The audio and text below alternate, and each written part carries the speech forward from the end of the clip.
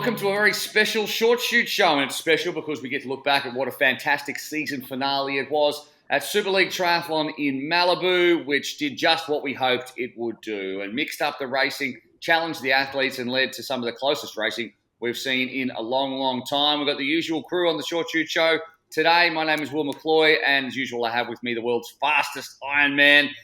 Tim Don is here, former world number 1 duathlete Annie Emmerson is here, and 4-time world champion and Super League co-founder Chris McCormack is here. All of them team managers, all of them having varying levels of success with their team across the course of the month. Macca, I want to start with you. You're obviously not in Malibu. You're in London, having escaped Jersey after picking up that little virus that we've just started to hear about in the news, just started to hit the headlines. What did you think of Malibu overall?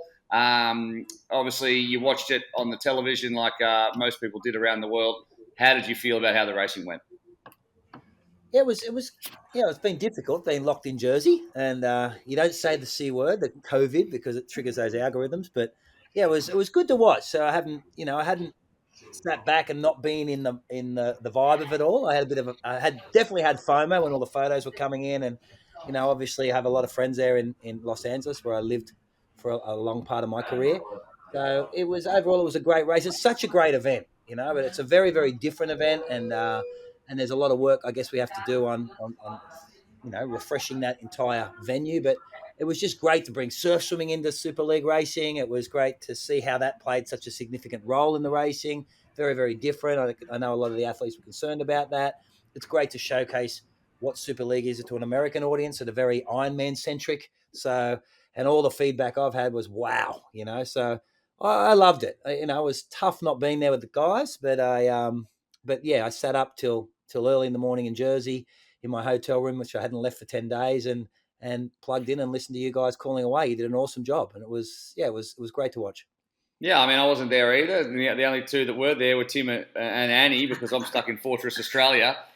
Tim, what did you, apart from no doubt picking up a hefty dose of sunburn, which, all of you do every time you go anywhere, but how did you feel about it on the ground? What was the vibe like on the ground? I think all the age groupers that were there for there was 2,500 people racing. I think they were a bit shocked at the ferocity of the racing. I mean, the second half of the bike course was just like wicked. Like the corners, they were snaking round the expo. As Macca said, for a first attempt, it was phenomenal. The surf swim, I think the athletes didn't know what, it blew their mind because ITU, they don't do surf swims anymore. It's not like the old days. I was so impressed with the event, and the racing. It was the climax we all wanted. It was awesome. And Annie, you've actually raced. Obviously, you called the race with me, along with Richard Murray as well. You had the team manager role, and then this morning you got up and raced at 5 o'clock in the morning. You mad woman. How was that? Oh, it was good. Well, it stopped me, hitting the beers last night, which is a good thing. It was brilliant. The water's nice, but it was chilly. I was very lucky that Gillian Saunders lent me her wetsuit. Otherwise, I would have frozen. And the water's beautiful. I wasn't afraid of the shark. Obviously, they're lurking out there. We've seen the pictures.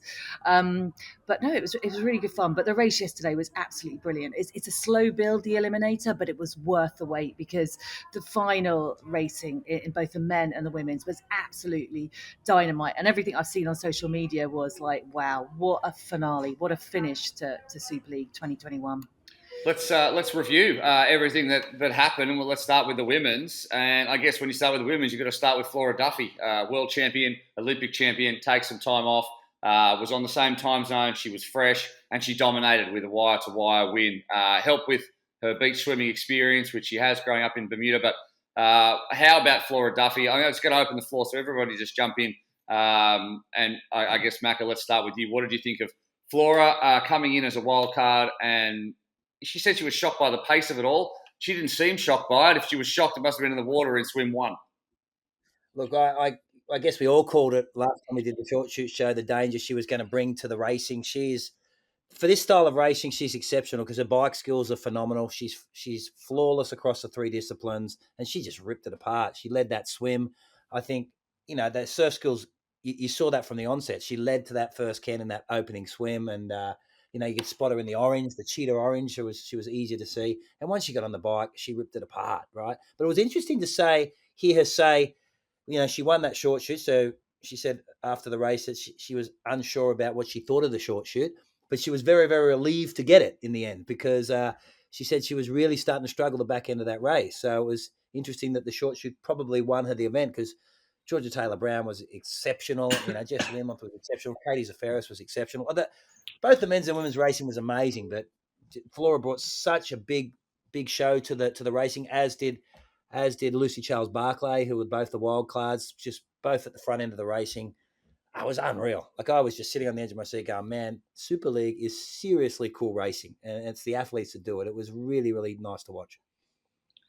What did everyone else think? Tim, obviously, and Annie, what did you guys think of Flora's effort? And also, let's pick out Lucy Charles Barclay as well. Had some of the quickest run splits of the day, had some of the slowest bike splits, and you could see from her transition all the way through that super technical course that she was like, normally I go for this, like 4 hours in a straight line. This is not for me, because it was a super tight and twisty effort, Tim. Absolutely. I think, as I said, Flora, she was in control. She'd done her homework. She wanted the short shoot, not just about the course, but the style of racing. I saw her husband on the course really telling her, keep your heart rate down, keep your heart rate down. They weren't taking it as a foregone conclusion that she was going to walk away with it. So, yeah, it was brilliant to see her A game. And as Macca said, on the bike, my God, she is just phenomenal. I think she'd be hanging with the men's group. Lucy Charles Barclay, she came to the race having just done a 70.3, and she attacked that first swim. She got the short shoot, and I was like, wow, maybe she's going to be a contender, but she was struggling on the bike. She was over gearing in the technical section. I could see she was, not comfortable on the corners. And then I think it was the second race where she crashed into the barrier and couldn't get going. But you know what?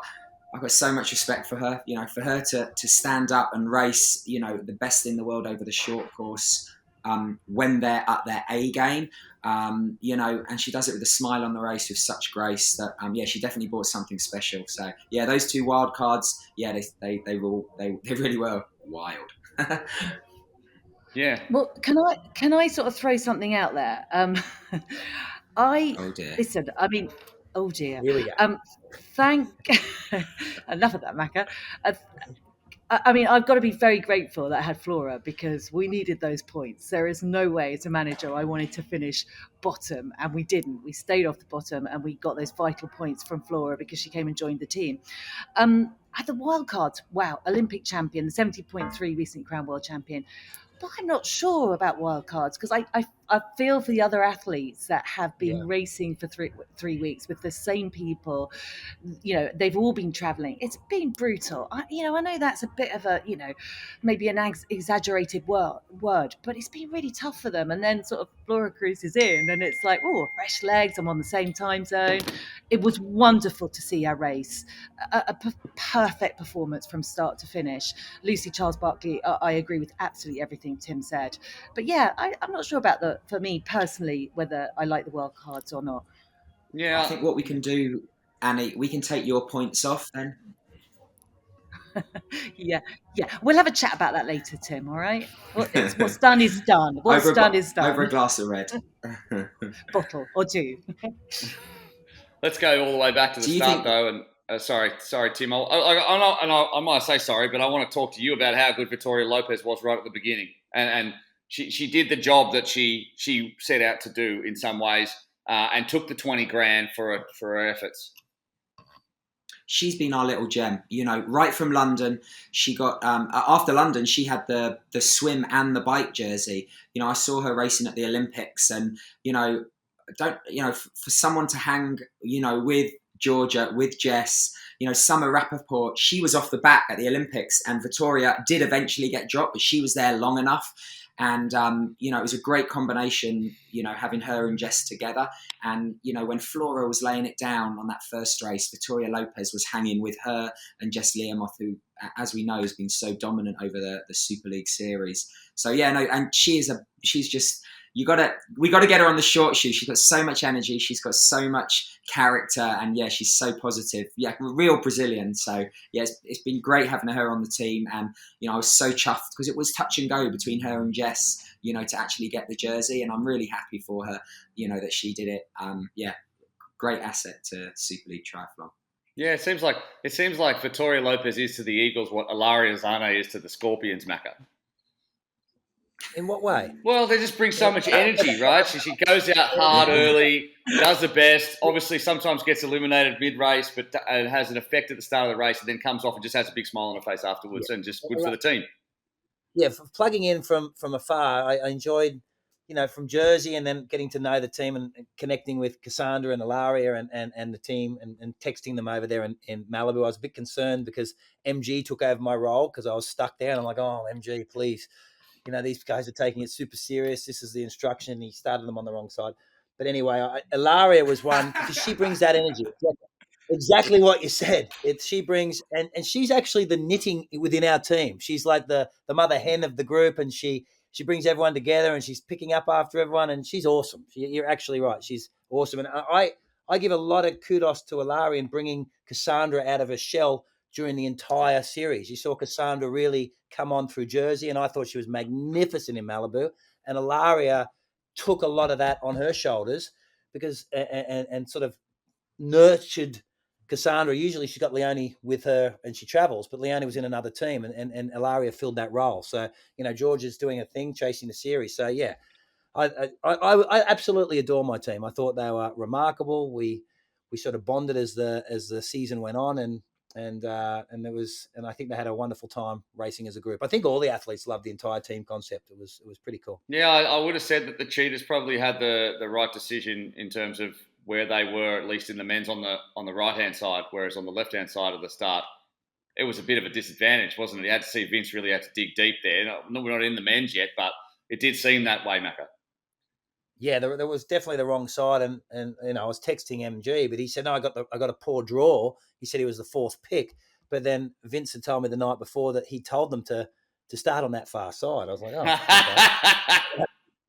okay. And yeah, you saw that instantly after the first race that side was a definite disadvantage, and luckily on the men's side we had the horsepower to swim our way up, and Georgia, being such a great swimmer as well, was able to get there. And I think Cassandra was able to use her swim strength and follow Georgia to nullify any of those differences. But Emily and Ilaria got caught out a few times, especially when that wave came in that second race, and that put them out of action pretty quickly. Yeah, how about that wave in the second race? It was Vicky Holland that we had to go back and look at the tape. Vicky Holland, she was an honorary scorpion there for a second because she totally scorpioned away over that wave. You don't want to try that at home. Was Vicky all right, Tim? She's an eagle. Wow. No, yeah, she was fine. I think the great thing is when that happened, as soon as she popped up, she was straight back into her stroke. It didn't phase her. I think, I think they were the day before. That was when we needed the camera crew. When they first turned up to the shore break, I think lots of them were like, "Oh, if I had a training session today, I don't think I'd go in. I'd go and swim in the pool." And it wasn't that it's huge. It's just that they train to race, and they don't race in those conditions, so they don't train in them. Sure, your Maddie Hauser, your Aaron Royal, he had a great last race as well. They go in that for fun. They finish their run on Gold Coast, Sunshine Coast, and then they warm down by jumping in the surf and doing world champs, catching waves. But the women weren't used to it. And the day before, Lucy Charles Barclay, she didn't even get in the water. Beth Potter didn't even get in the water. The first time they swam in those conditions was race day. That blew my mind that athletes, with that caliber weren't comfortable going in there. It's a different time though, huh? Everyone's frozen. Tim, back in our day, there was a lot more surf swimming. A lot of the races were done in the surf, but with a lot of this new generation of athletes, they're just not exposed to those conditions anymore. A lot of these Australian races, the old World Cups at Mooloolaba, were in the surf. So you did have some experience in surf swimming, especially if you spent some time racing in Australia. But those days are well and truly done, and you definitely saw that in the women's racing yesterday. There was a lot of concern. Okay, so when we settled into the racing after we got through stage 2, and we could talk about the format in just a second and whether it needs tweaking, but it came down to Katie Zafiris, Jess Learmonth, Georgia Taylor-Brown, Flora Duffy. It was one short shoot, and Duffy had that, but it was all about the Brits there and that race within a race. And Georgia did the job in the end. Jess couldn't hang with them. She fell back. There's plenty of people who think that potentially winning 3 out of 4 races and not winning the championship series is a tough call. But, it was there on the line and everybody knew the way it was. Do you guys consider Jess unlucky? I'll start with you, Annie, she's obviously had a barnstorming 3 weeks and then just couldn't quite handle the pace on the back end, and Georgia stole it from her best mate. I feel I really felt for Jess, and I think that's where perhaps a wild card stepped in, Flora Duffy, and maybe upset the dynamics there. And I think Jess has entertained us, what sometimes maybe she's been so dominant that it's kind of verging on boring because it's predictable. She has entertained. She's delivered perfectly in 3 races. And for me, I was really sad for her yesterday. I felt she should have got a little bit more out of the overall series after winning 3 back-to-back races. What about you guys? The other question, I think the question that comes up was, would it have been disappointing going into the final with the series being wrapped up? So there's always looking at it from that perspective. So by keeping those 1.5 points on the grand final, it keeps the final in play. But we're forgetting that Katie Zaferra split them. So even if you take Flora out of the equation, it's Katie stepped in, and Georgia Taylor-Brown on points ended up winning it regardless of Flora's position in the racing. So it is tough because she did win 3 races, but Georgia was second 4 times, right? So she was in the hunt 4 times. She had a lot of unluck. I think, the Scorpions won the series, Annie. You need to remember. Sorry, what was that, Macca? Can't hear you, Macca. Sorry. Okay. Scorpions won the individual of the series. No. I need to stop you Macca, there. though. Listen, guys. Who wants to argue first? No. I'm going to argue that you said she was unlucky. Now, listen, I am a super fan of Georgia Taylor-Brown. What she does, the talent, wow, she's amazing. Absolutely. She was not unlucky. She made mistakes. So she made mistakes, and she would be the first she to put her bounced hands back up and go, I'm not. She bounced back and rectified them during the race. Absolutely. And those mistakes, Annie, could have cost her the actual wins on those days. The London error, potentially. Absolutely. I thought she was the form athlete in London, and the error there cost her that race with the crash. I think Jess had her covered in Munich. I think definitely Jess was the form athlete that day, without question. She was untouchable. There's Jersey. There's the question mark over that, but I think it was a very, very even. There's 2 so evenly matched athletes. It's I do agree that winning 3, there's a question: should they win the series? But coming 4 times second is also justification for winning the series. So it's a tough call. It is a tough call, but I felt for Jess because I think we all did. I think we all felt. I think Jess, we really did. But the rules are the rules, and Georgia Taylor-Brown delivered. Coming into the race, it was good that the series wasn't over. We as Macca said, we didn't want to have the grand final, and it's already done. But I think Macca said that Flora didn't affect the race, and I agree. But there was another wild card, and the other wild card was Lucy Charles Barclay. She got the first short shoot. Now, if there were no wild cards, Jess would have got the short shoot, and that would have put her back in the game in that last leg. So if we take both the wild cards out, it would have even gone down to a sprint finish between Katie Zaferra and Jess Learmonth, and that could have decided it. So, it's amazing that we've got these amazing wild cards in, and we're saying Flora didn't affect the series event. But the other wild card, even though she got eliminated, she took away what could have been a really dramatic finish. Maybe. Yeah, good point. No, very noted. Very good point. Well, does the format need changing? That's the next big question. Maybe the format needs to be tweaked, and maybe, as Annie said about the wild cards, that when we're bringing in such high caliber, when people are traveling all around the globe and we've got really fresh athletes in, with this much at stake, as an individual and a team, as Annie said, she only didn't come last because she had a wild card, didn't you, Annie? Well, what a silver lining that is, eh? To a big grey cloud, a nice thin silver lining that you beat Ronnie and the Rhinos. Good on you. Tim is brave.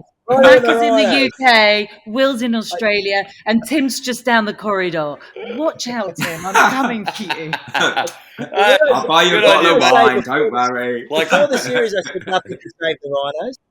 Nothing could save the Rhinos, didn't I? Before the series, nothing could save the Rhinos. They are extinct, mate. They are going that way. As all high-performing, high-achieving 3 world champions, and Annie has reached a point in her career where she's just happy not to come last. That's the spirit, mate. Good for you. Keep it up. Yes, yeah. That's why you've only got one world championship as opposed to the 8 sitting alongside you on this show. How many have you got, Will? Hey, I don't even have a team, mate. I don't even have a team. I'm an impartial observer. So which team would you be in? Which team would you be in? Hey? Come on. Obviously I'd be the Eagles. There's no question. There's no question. I'll tell you what would be the Cheetahs. So the name that we've got to get rid of the name the Cheetahs. Anyway. We've got to get rid of the name. Yeah. That's the bad name. Yeah. I can't keep. Well, they brought in Flora Duffy, so it actually applies in this case. We need an Instagram poll for a new animal name for the cheetahs. Tiger's good. Let's just change. Let's make it like Annie's lemurs or like Annie and the ants. Annie and the ants. The sloth. Annie and the ants. I don't know why, but I feel like I'm being slightly ganged up on, and I hope that our listeners back me because listen, you're ganging up on me. I want to go home. No, I absolutely don't. You know me. Right. Okay. Onwards and upwards. That's for sure. The format. Do we need to get more eliminations at the back end? We used to have more. Do we need more? There's probably not enough jeopardy in this eliminator format at the moment. Personally, it's tough. I know it's about conservation and stuff, but what I don't necessarily like seeing athletes having an old chat at the front as they jog around. Probably not great, and we need to tweak it, right? So we're always open. If anyone has any thoughts on it, is listening to this show, get in touch, and we'll take that on board. But I read all social media, and we need to see more. I liked it when 5 athletes got cut back in the day when we used to do it. Macca, what do you think? How should the eliminator be as we move forward? We're continually innovating and tweaking this format to make it the best it can be.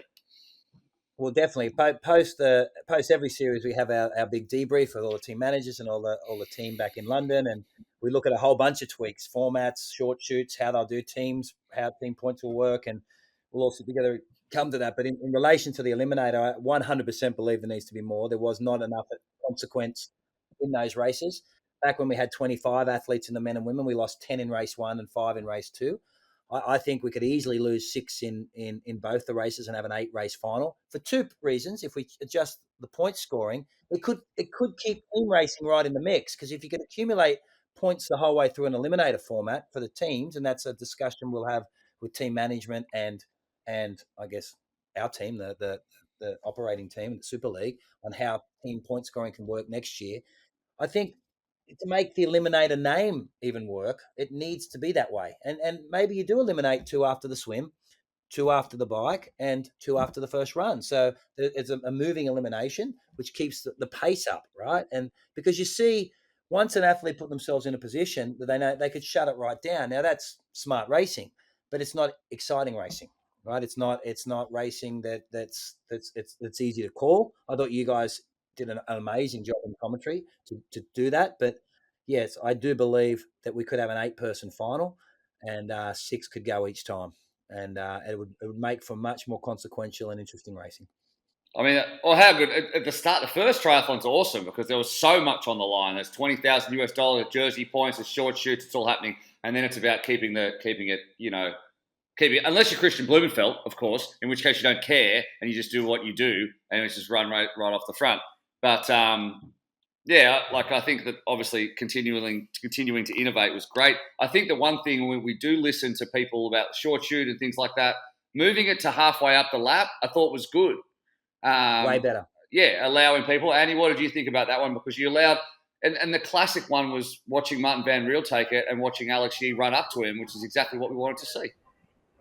Yeah, brilliant. Absolutely brilliant decision from the team, from the Super League team. It worked perfectly. I know a lot of people are a bit 50-50 about the short shoot, but I think it brings some excitement. But we want to see the sprint finish. And we saw Alex Yee come back into it, and it wasn't enough for Martin Van Riel, who is a class act himself. But yeah, so it was great to move it because we ended up with the sprint finish that everyone wants in Super League racing. Yeah, to try and get a sprint finish but also create a lot of jeopardy at the start of a race is a very tough tightrope to walk when races can go in 100 different directions. And we've actually seen that over the last couple of weeks. We've actually bedded it right in and managed to do that, to allow a short shoot, to allow some jeopardy in the first triathlon, and to still have one at the end. It's like Goodwill Hunting with all of the permutations and algorithms on the board. How could it possibly play out when we need to do this, and we also need to have it the other way as well? Tim, it's good to have you back on the show. I did notice that you just bailed on us there for a bit. Oh, my battery's going to go, and I'm trying to find my adapter from my English to my American plug.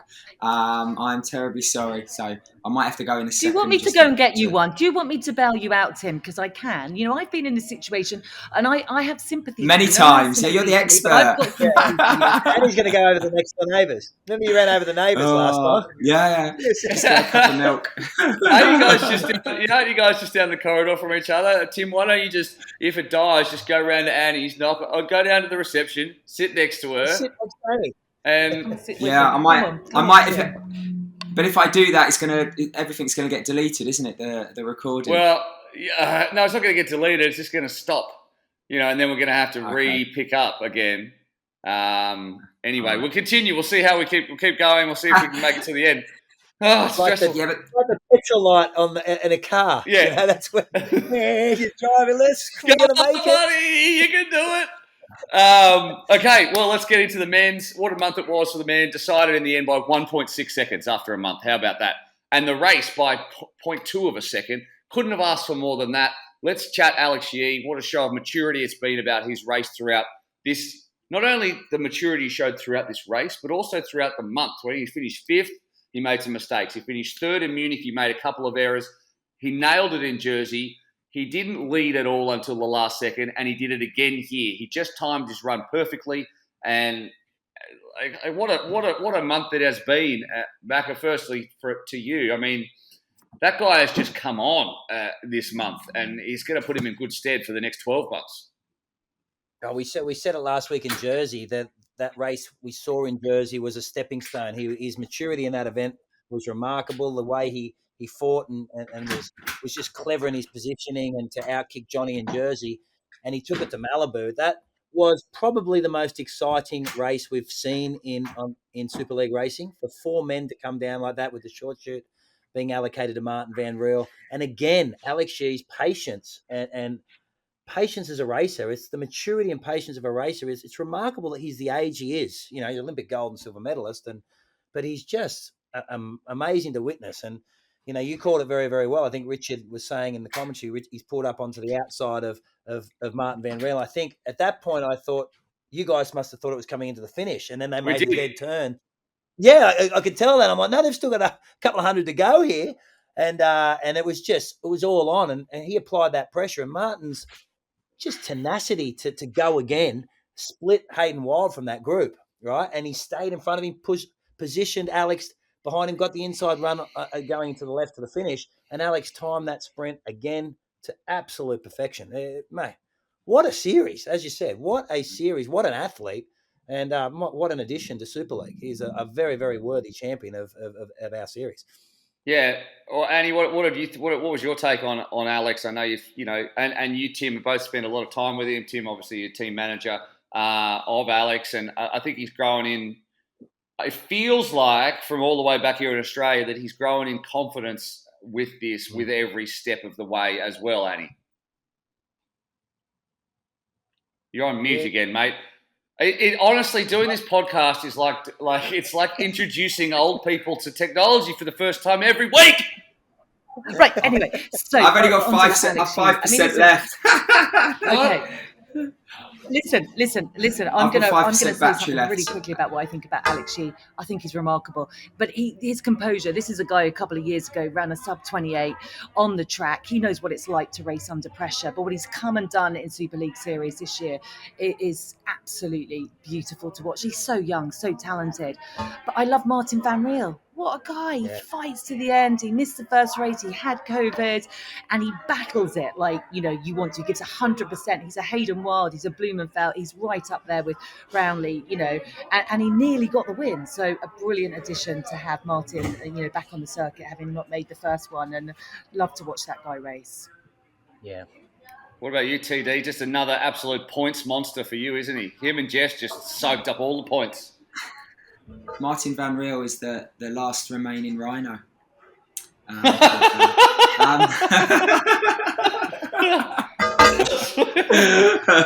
He needs a mate. He needs a mate. Come on. He needs like what Jess is to Alex. That's what he needs. No, but I mean, I think he's grown in maturity every race, Alex Yee, and he's very meticulous, and he's not afraid to be critical with his own performance. And we're not talking about necessarily the swim, the bike, and the run, but it's how he's executing in the race. And I mean, every race he's grown in confidence. And I think that, again, the breakthrough was winning and how he won. To be the most decorated Olympian in a sprint finish on the toughest event in Jersey. And then, was he the favourite coming to this race? No, I think people were going, it was Vince. This is, with the swim, with his skill set. But, he really, really, he stepped up big time. And once it was on the run, it wasn't a foregone conclusion because Martin Van Riel, he had the short shoot, But, I think his tenacity and his grit and determination and his track knowledge really, really took it home. But again, just like last week, it wasn't over till it was over. Is that Annie in the background there mopping up the floor? No, she's gone. Annie's left now. We're the only ones that have ever stayed on the screen for the entire show. Yeah, this is the main. I mean, there was a show where Macca, sometimes you're not even here. What are you on about? There was a show where Macca had like one of his family members crawling around in the background on the floor, thinking that she was out of shots, but she wasn't. I mean, I feel like other podcasts don't have to deal with this level of stuff going on. Like they're all in a room together. But anyway, entire Olympic podium was there, plus a 70.3 world champ, Gustav Iden, who... Okay, Macca, now we've only got two of us. Let's talk, Will. You're not. Where's everybody? Oh, no, he's got the adapter. Oh, thank goodness. Tell me, Macca, while we wait for the rest of the team, the Brits who have just bailed on us, does Gustav Iden... Here's my question. Does Gustav Iden get the money from the Eagles picking up the 120 grand because he just rolled in late on? Like he's there for one race, right? So does Gustav Iden get 15 grand? No. None of the wild cards. None of the wild cards are getting the team prize money. Yeah. No, because that's, as you said, because he was the happiest man in the world with that big check. Yeah, that's not fair.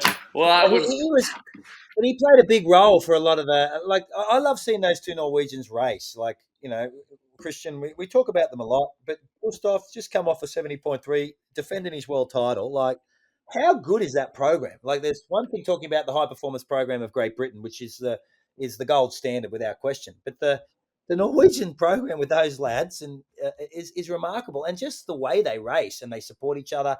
And they just fit in. Everyone loves to be around them. They're fun guys. They're just a wonderful addition. I hope we get them for the entire series next year. But they're probably going to do Ironman, 70.3, Olympics, and Super League. Like, no one has got a range like these guys. It's unbelievable. But they definitely mix it all up. How about Bloomy though? Like I sent him a message when Kona was moved again to May. And said, what are you going to do? And he's like, well, I would love to win 2 world championships in 1 year and also go sub-7 in the middle of that, plus do Super League. And the guy just wants to win everything and just expects that he's going to win every single race that he goes into. He was awesome at the front. People believe now, mate. Huh? Everyone believes now. Last year, 18 months ago, everyone's like, this guy's crazy. But now they don't. No one thinks he's crazy anymore. Well, he's got the Olympics. He called it 2 years ago. He's got the World Championships. He called that. And now no one's thinking, I might tell you what, he would have, there was talk that he said we'd win the 70.3 Worlds, one of us. He had the problem there. But, no one's laughing at the Norwegians anymore. When they say something now, people listen. Before they'd be like, But not anymore. Well, they just say the numbers show that that's what we will do. We already know how we will race, and but how good, they're just such good people to be around as well as being so focused. Normally you probably don't have that just because, the more focused you are, the more narrow it is. But Christian Blumenfeld did what he did, as I remember, in one of the early eliminators we ever had, which is go out there and win stage 1 and 2 for absolutely no reason other than to pick up points for a team that he'd only joined the day before. Do Well, it. that was in Hamilton Island. In Hamilton Island we put $1,000 up. Remember? Yeah, to that's right. try and keep the pacing, and he just went bing, bing. It was $2,000. You'd be crazy not to win that. I'm like, and he went after and got them all. So it was. But this time there was nothing. There was nothing except for points. But how good was it? Because he really spiced up stage 2. Tim, welcome back to the show. Annie, welcome back to the show also. It's lovely to have you back on. It's been a while since we've spoken to you. What did you think about Christian Blumenfeld and what he brought to the racing? He finished with the top 5 and he got plenty of screen time, Tim, as well. Yeah, what was he doing? I didn't understand it. I wasn't sure if it was a different format for the men and women. Yeah, it wasn't smart racing. He's a better than that. He got a mechanical at the World 70.3, so he was fresher than than the other guys who had come from there. But yeah, it did baffle me a little bit, and it was getting quite hot. He had great swims, which I was surprised at. I thought he might have been off the pace a little bit.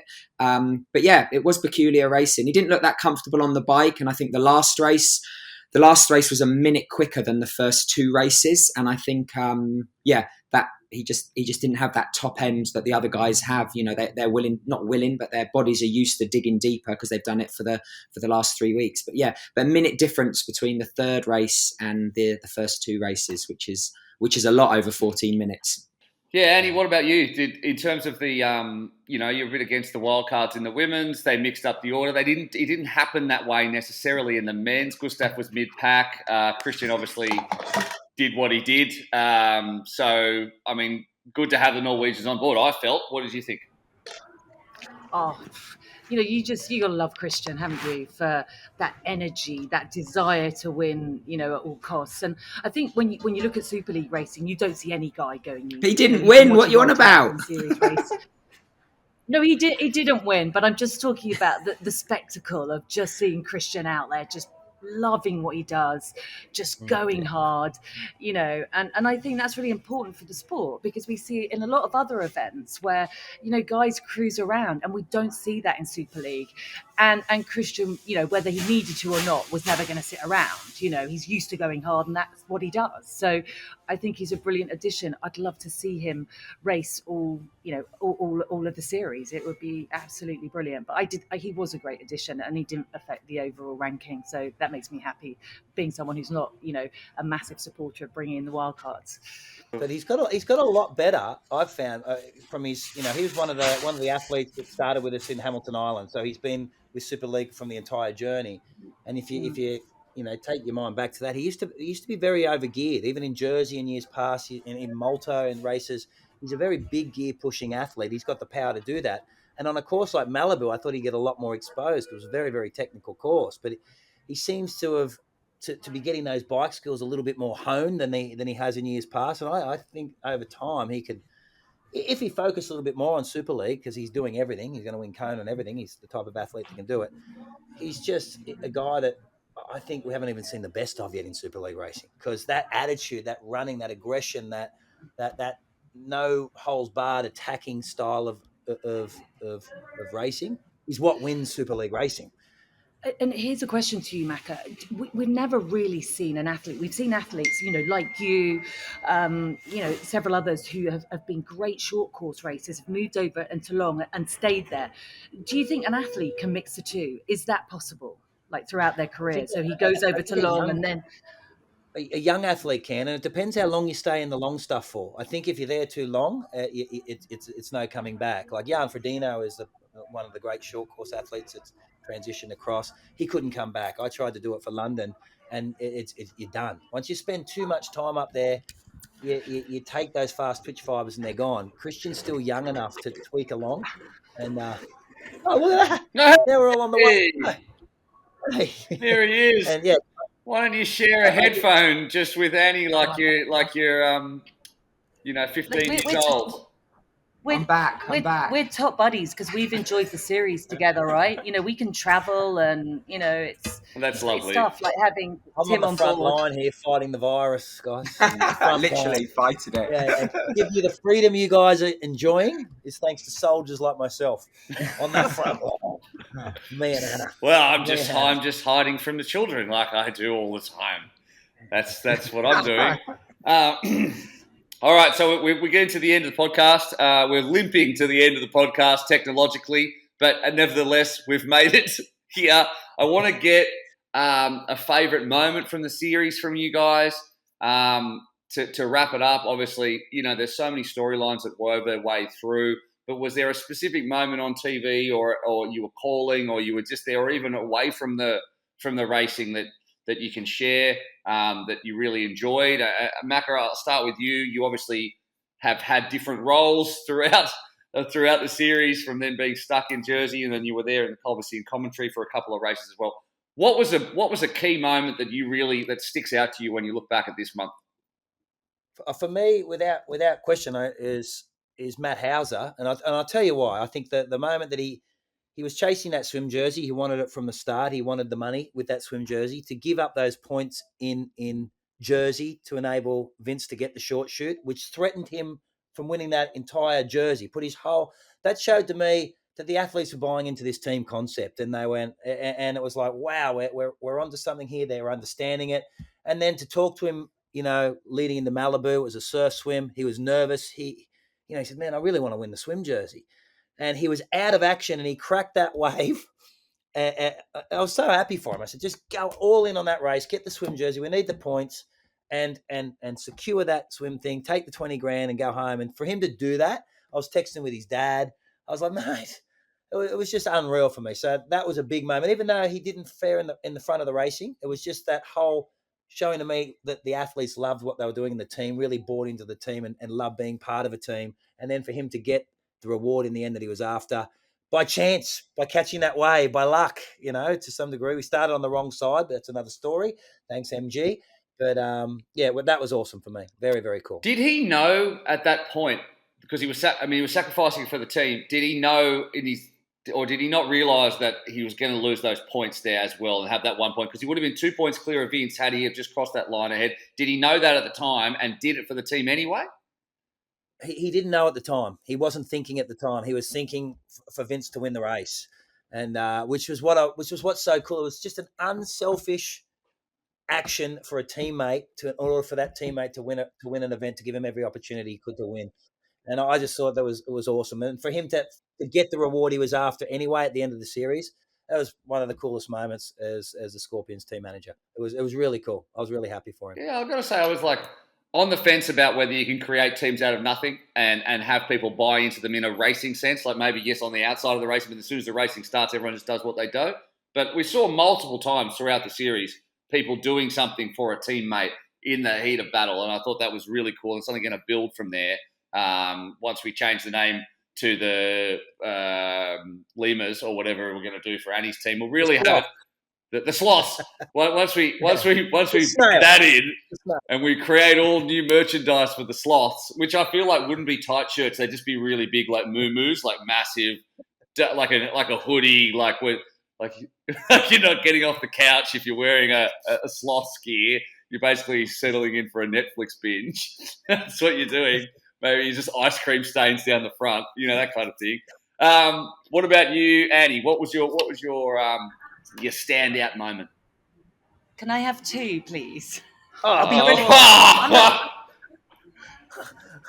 You're such an integral member of this podcast. You can have two if you like. Thank you. I want three then. Yeah. You're gonna have. You're sharing my earphone right now. So listen, you can back off, right? So okay, just quickly, coming to London, Super League coming to London.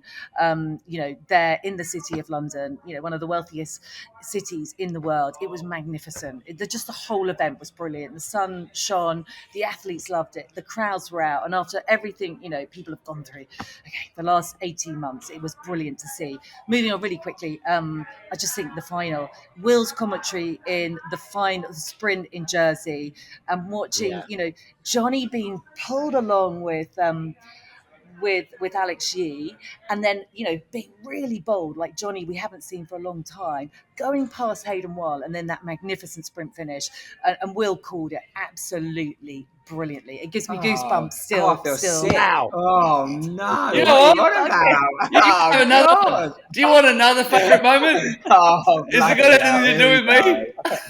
No, Will, it's all, I dream about you now. I dream about your wonderful commentary. There you go. Tim, you've only got 2 now because that was one of your favourite moments too, wasn't it, Tim? That was well.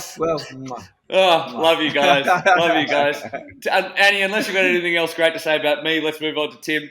TD, what do you think? So I've got 3 favourite moments. No, I think Munich, Jess's race. That is the most dominant performance this season, men or women. She led from the start to the finish. She took control of the race, and I just think we haven't seen that dominance for since Vince. When he was turning up and cantering round the races. And I think that was just phenomenal performance. That really was. All right. I'll only have one. Yeah, I have one. Oh, well, I was expecting anyway, we move on. 1.1.2, etc. What about you, Will? Yeah, what was Me? yours, Will? You can't say nobody ever asked me. Nobody ever asked me what I want. I think my favourite part of it was just Georgia continually coming back.